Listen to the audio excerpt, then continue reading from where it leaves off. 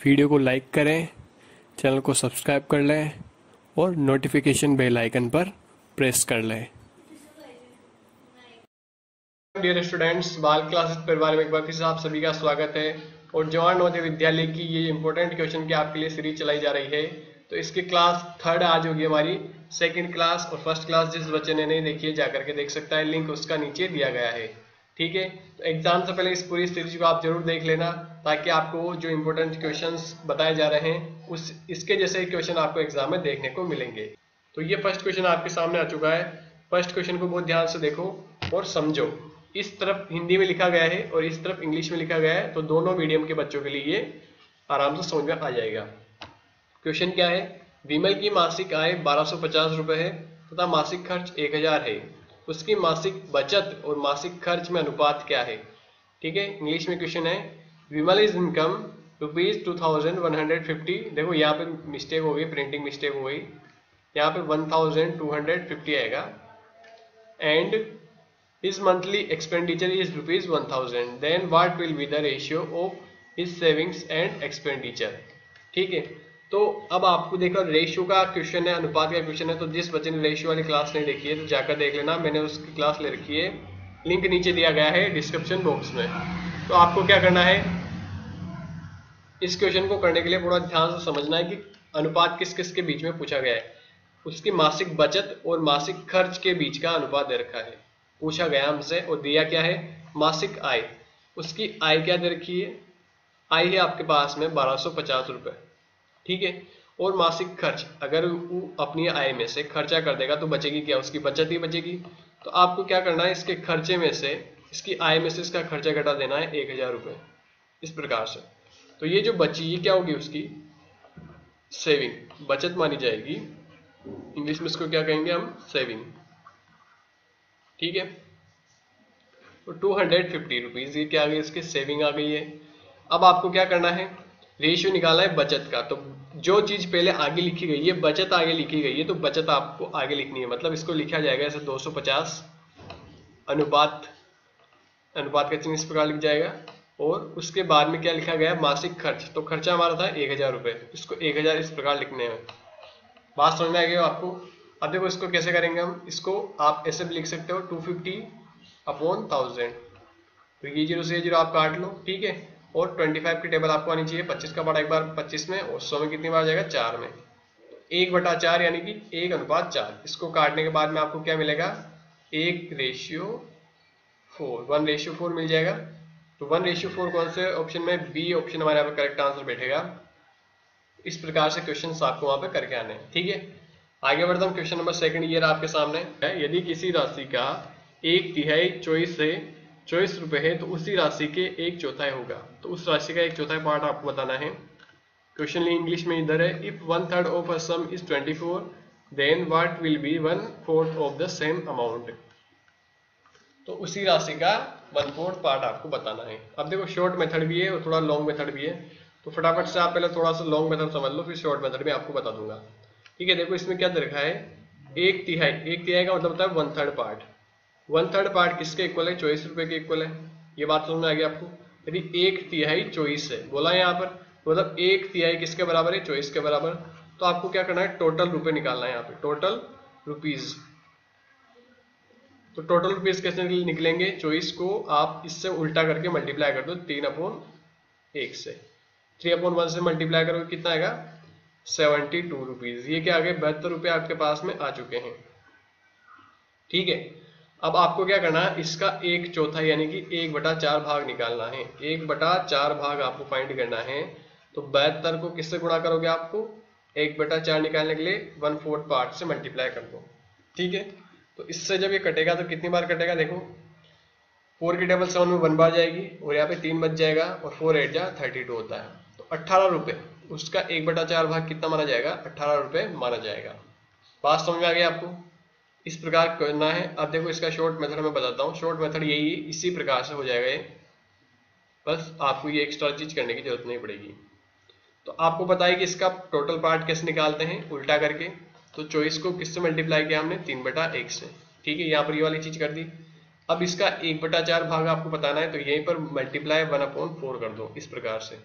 ठीक है, तो देखो 4 की टेबल में 24 कितनी बार में आते हैं, 6 बार में, और 6 को 3 से गुणा करोगे तो 18, 6 18 होता है, तो 18 रुपये। देखो इस प्रकार भी आप निकाल सकते हो। ऑप्शन सी यहाँ पे राइट आंसर होगा, ठीक है ना। तो ये चीज आप वहां पे कर लेना एग्जाम में, ताकि आपका टाइम बच जाए। आगे बढ़ते हम क्वेश्चन नंबर 3 करते हैं। ये रहा क्वेश्चन नंबर 3 आपके पास में। एक और सीरीज का क्वेश्चन आ चुका है। देखो पिछले एक पेपरों में आपके सीरीज का क्वेश्चंस आए हैं, तो इस बार आने के चांस है। तो आपको क्या करना है, इस प्रकार के क्वेश्चंस को प्रैक्टिस करके जरूर जाना है, ताकि आपको पता लगे कि सीरीज में कैसे पैटर्न फाइंड किया जाता है। कौन सा पैटर्न यहाँ पे लग रहा है, ये ध्यान से चेक कर लेना। 18, 22, 25, 29 और 32, ठीक है। 18, 22, 25, 29 ये कैसे, अब बताओ पैटर्न किस प्रकार होता है। 18 से 22 कैसे बना, 22 से 25 कैसे बना, 25 से 29 कैसे बना, 29 से 32 कैसे बना। तो इसमें आपको थोड़ा समझना पड़ेगा कि क्या हुआ। अब आपको लग रहा है कि यहाँ पे संख्या बढ़ रही है, ठीक है, संख्या 18 से 22 हो गई, मतलब संख्या बड़ी हो गई, तो कुछ ना कुछ जोड़ा गया है। मतलब 18 से 22 होने में कितना जोड़ दिया हमने, 4 जोड़ दिया, ठीक है। 18 और 4 22 होते हैं। अब 22 से 25 होने में हमने 3 जोड़ दिया। समझ में आ गई बात आपको। अब 25 से 29 कब होगा, जब हम वापिस इसमें 4 जोड़ेंगे, ठीक है। अब 29 से 32 कब होगा, जब हम 3 जोड़ेंगे। तो आपको दिख रहा होगा, एक बार 4 जोड़ा, एक बार 3 जोड़ा, फिर 4 जोड़ा, फिर 3 जोड़ा। तो अब किसकी बारी, वापिस 4 जोड़ने की। बात समझ में आई आपको। पहले 4, फिर 3, फिर 4, फिर 3, फिर वापिस 4। तो 32 और 4 कितने होते हैं, जल्दी बताओ, 36। ऑप्शन कौन सा होगा हमारे यहाँ पे राइट आंसर, सी राइट आंसर होगा। समझ में आ गई आपको बात। देखो इस प्रकार जोड़ना का है, तो घटाने का भी आ सकता है, 18 में से घटा देगा, तो कोई सी भी सीरीज आपको वहां पर आ सकती है। तो एक क्लास हम सीरीज के रखेंगे, तो उसमें सभी टाइप के पैटर्न आपको समझा दिए जाएंगे। बढ़ते हम आगे। 4th नंबर का क्वेश्चन ये रहा आप सभी के सामने। 4th वाला क्वेश्चन करके बताओ, जल्दी से आप ट्राई करो इसको। ऐसी न्यूनतम संख्या ज्ञात करें जिससे 162 से गुणा किया जाए तो प्राप्त संख्या पूर्ण वर्ग हो जाए, ठीक है। क्वेश्चन है इंग्लिश में। Find the minimum number by which when multiply by 162 then fall number becomes a perfect square, ठीक है। मतलब आपको परफेक्ट स्क्वायर बताना है इसको एक से नंबर से गुणा करके। तो क्वेश्चन को अब समझ में आया आपको कैसे करना होगा। देखो इसमें क्या करना होता है ऐसे क्वेश्चंस में, इससे क्वेश्चंस को पहले तो आप समझना पड़ेगा कि कौन से चैप्टर से क्वेश्चन है। लिखा गया परफेक्ट स्क्वायर, स्क्वायर का मतलब स्क्वायर वाले चैप्टर से क्वेश्चन है। तो इसमें क्या करना होता है, आपको 162 का निकालना पड़ेगा, फैक्टराइजेशन करने पड़ेंगे इसको गुणनखंड। तो 2 का पारा आप इसमें दोगे तो कितनी बार जाएगा, 8 बार, और 2 में जाएगा 1 बार, ठीक है। अब 81 में देखो 3 का चला जाएगा, 3 का भाग इसमें 2 बार, और यहाँ पे 27 बार चला गया, ठीक है। फिर 3 का दोगे 9 बार चला जाएगा, फिर 3 का दोगे कितनी बार जाएगा, 3 बार, और फिर लास्ट में 3 का दोगे तो 1 बार चला जाएगा। ऐसे क्वेश्चंस पे अब ध्यान से देखना क्या करना होता है। देखो जोड़े बनाने पड़ेंगे, तो इन 3 का जोड़ा बन रहा है यहाँ पर 3, इन 3 का जोड़ा भी यहाँ पर क्या बन रहा है 3, ठीक है। अब इस 2 का क्या है, जोड़ा बन रहा है क्या, नहीं बन रहा।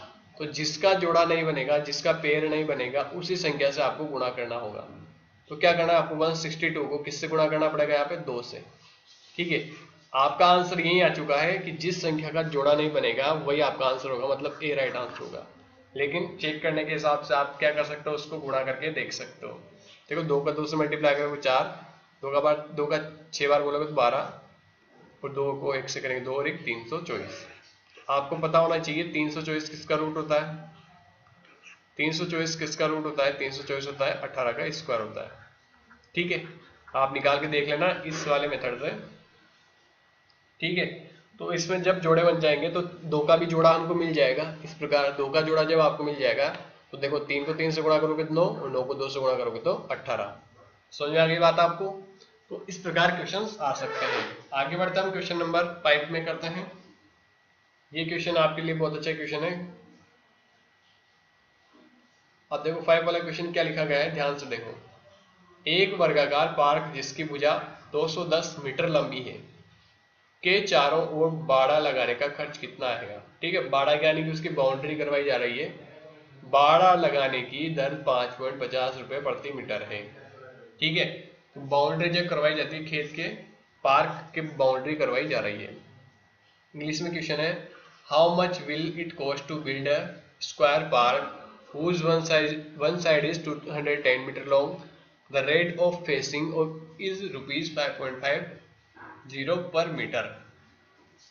ठीक है, जैसे स्क्वायर पार्क है, आपने देखा होगा एक पार्क इस प्रकार का। स्क्वायर पार्क में क्या होती है, चारों भुजाएं सेम होती है या नहीं। अब इसकी एक भुजा 210 है तो बाकी भुजा अलग होगी या नहीं होगी, बाकी भुजा भी क्या होगी 210 होगी। समझ में आएगी बात आपको। अब इसके चारों ओर जब आप बात हो रही है तो जब बाउंड्री की बात की जाती है तो आपको परिमाप निकालना पड़ता है, पेरीमीटर फाइंड करना पड़ता है। ठीक है, तो वर्ग का परिमाप क्या होता है, वर्ग आकार है तो वर्ग का परिमाप लगाया जाएगा। जिस बच्चे को फॉर्मूला पता है तो वो फटाफट से कर देगा इसको। 4 मल्टीप्लाई साइड, ये होता है 4 मल्टीप्लाई भुजा। तो देखो 4 साइड कितनी है 210 है, तो कितना निकल के आएगी आपके 0, 4 और 8, 840 क्या आ गया मीटर आ चुका है परिमाप। अब आपको क्या करना है, इसका रेट बतानी है कि इसको लगाने में 840 मीटर के लगाने में खर्चा कितना आएगा। तो यहाँ पे खर्चा बताना है। खर्च कैसे निकालोगे, देखो पर मीटर, 1 मीटर की वैल्यू आपको 5.5 दे रखी है, 50 रुपए 5.50 पैसे दे रखी है, ये देखो प्रति मीटर। तो यहाँ पे ये क्या है 840 मीटर आपके पास में। 1 मीटर की वैल्यू अगर आपको पता है तो 840 की निकाल सकते हो, नहीं निकाल सकते, निकाल सकते हो। 840 को क्या करना है, सीधा 5.5 से मल्टीप्लाई कर दो, 5.50 से कर दो या 5.5 से कर दो। तो इसको मल्टीप्लाई करके आपको क्या करना है, कमेंट बॉक्स में आंसर करना है क्लास के बाद में। मैं देखना चाहता हूँ देखिए कितने बच्चों को ये मल्टीप्लाई आता है और कितने बच्चे इसको करेक्ट आंसर करते हैं। तो इस क्वेश्चन का आंसर आपको क्लास के बाद में जरूर करना है। सब कुछ मैंने बता दिया, बस केवल आपको मल्टीप्लाई करके आंसर करना है। तो आज की क्लास हमारी यहीं तक थी। क्लास कैसे लगी कमेंट बॉक्स में बता देना। वीडियो को लाइक कर दो और शेयर जरूर कर देना अपने दोस्तों के साथ में। और जिस बच्चे ने अभी तक चैनल सब्सक्राइब नहीं किया है तो फटाफट से चैनल को पहले सब्सक्राइब कर लो, ताकि जो सीरीज चल रही है उसकी अगली वीडियो का नोटिफिकेशन आपको सबके पहले मिल जाए। ठीक है, मिलते हैं हम आपसे अगली वीडियो में, तब तक के लिए आप खुश रहिए, सेफ रहिए। Thanks for watching.